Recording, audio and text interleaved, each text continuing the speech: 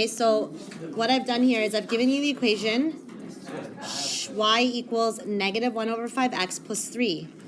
So I started by plotting my y-intercept at 3, and then I'm counting the rise and run. The rise is 1, and it's negative, and the run is 5. 1, 2, 3, 4, 5, and so on.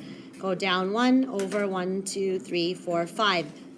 This line has a negative slope, so I know it has to fall to the right. Okay, now we are looking at the second line that I gave you, y equals 5x plus 1. You should have both of these lines graphed. What do you notice about the way that these lines are intersecting? What angle do they form when they intersect? Yes, they form a right angle, and that means that they are perpendicular. Oops. Perpendicular. Okay, these lines are perpendicular. I want you to look at the slopes of these two lines, and we're going to discuss them. So what was the slope of the first line? What was the slope of the first line? Yes. -1/5. What was the slope of the second line? Was it negative or positive?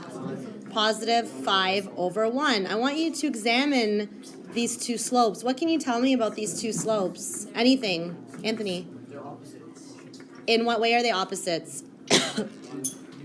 One, okay, but first, one of them's negative, the other one's positive. Okay, when two fractions have their numerators and denominators switched, it's called a reciprocal.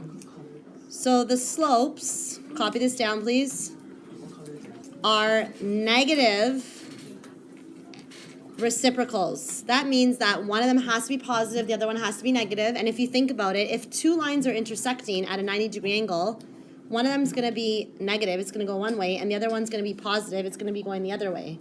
So one's positive and one's negative, and in order for them to be perpendicular, to intersect at a 90-degree angle, they must be reciprocal of each other. Made with Doodlecast Pro.